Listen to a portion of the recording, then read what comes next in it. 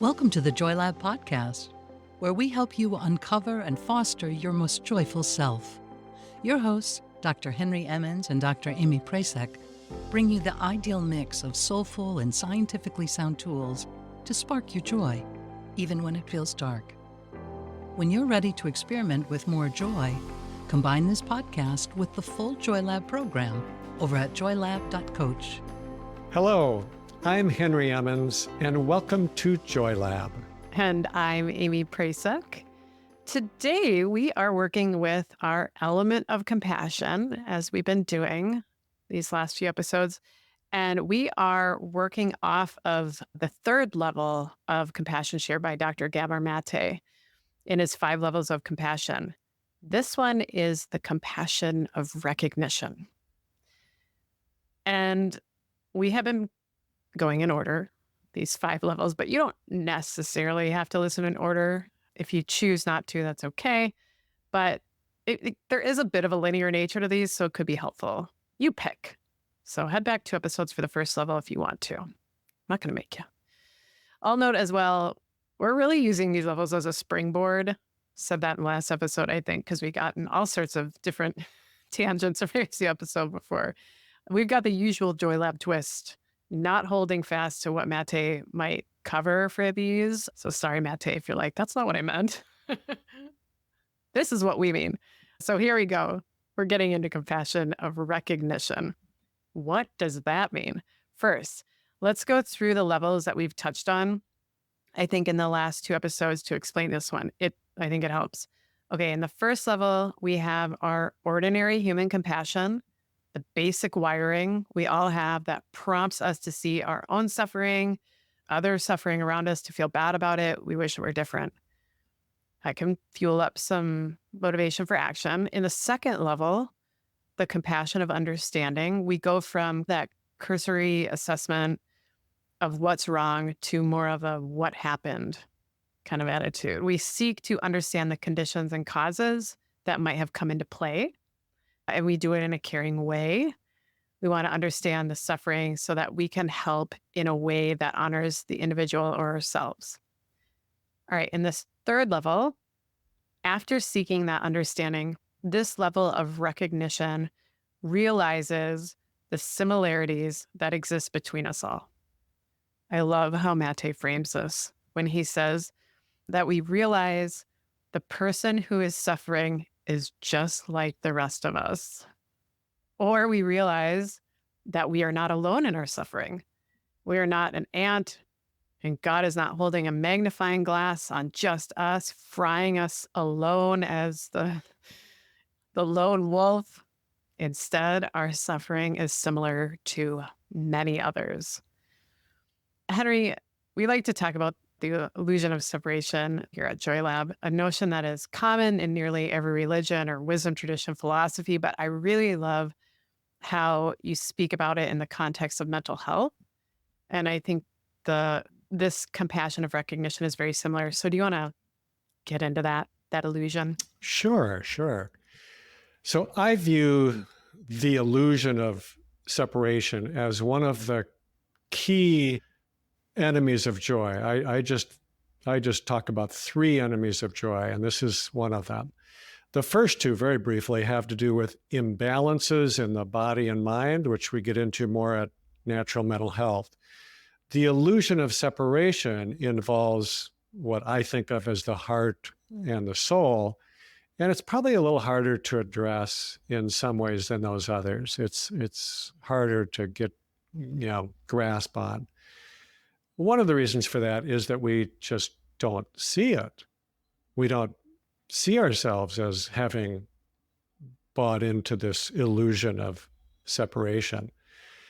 And I think the reason for that is that we have bought into the idea that we are, in fact, separate from each other. We are isolated individuals going through life in these separate bodies with these separate minds, and that in the end, we're really on our own.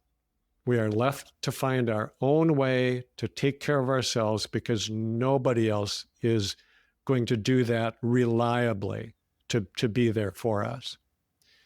Now, I think that this is partly just a function of being human.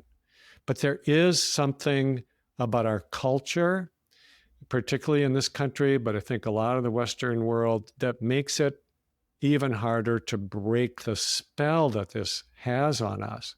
We are so tied to our sense of individualism. It's really just part of the American myth, I think. So we don't even think to question it. We're just absorbed in it. And yet, it's an illusion. It is not real. It's something we have made up with our collective and individual minds. And that's what I think all the major religions are telling us, that we are not as separate as we think. We are not actually in this alone. We are connected in very real and very deep ways with one another and with all the rest of the physical world, and with something that's greater than ourselves, the mystery, if you will. We just don't see it. It's very hard to go through life believing that we are alone, particularly if we deal with mental health challenges. So let's think about this through the lens of self-care. I'm a fan of self-care. I think it goes a long way towards supporting our body and supporting our mind, especially in addressing those first two enemies of joy. It is also a lot of work to be constantly attending to all of these things. And as a lot of people know, sometimes it's not enough. We can do everything right and still struggle with depression or anxiety or something else. So I think of good self-care as kind of like keeping our little portable water bottles filled up with that magic elixir that keeps us resilient. Important, crucial, in fact. But if we can break through this illusion of separation and see that, in fact, we are not alone, we have many deep and rich connections. It's what Thich Nhat Hanh calls interbeing. Then our job becomes infinitely easier. Because that little portable water bottle that we carry with us is actually tapped into a huge reservoir of compassionate connection. It will never run dry. My own personal burdens are shared by this huge web of support. Once we realize that, it is a game changer. Yeah, I like that. Eternal water bottle, always being filled. Yeah, let's talk about these strategies then to practice this level of compassion. So I like a simple journaling or mental exercise that actually weaves together the first three levels of compassion we've gotten into over the past several episodes: ordinary compassion, compassion of understanding, and then this one, compassion of recognition. So I like to call this the judge mirror bridge exercise. I hate to say I have no idea if I heard this somewhere or I made it up. You probably made it up. I probably did. Because I was like, I am judging way too much. I need to stop judging, or at least find a way to navigate through this more skillfully. So here it is. You start with judge. So you identify someone who you have a pretty clear judgment about. Someone who you think is maybe selfish, or who's a narcissist, or ignorant, whatever it is, right? Name it. What's the judgment? Then, here's where it gets harder. First one is so easy. First one is really easy. Like, sweet. I'm all about this. Let's write them down. All right, here we go. Second one, look in the mirror. Now, we identify a similarity between your judgment of that person and how that same judgment shows up in your own life. So if you think your friend's spouse is a narcissist, and this is not personal example, or maybe it is, but all my friends' spouses don't think this is about you. Or maybe you're the narcissist if you think it's about you. Okay, so you take a moment though to see that in yourself. If you think that person is a narcissist, see where those qualities show up in yourself. When or how do you act in a similar way? We all have these bits within us. You will find it. Be kind to yourself as you explore, put your little explorer gear on. You're just getting curious. You're also getting honest with yourself.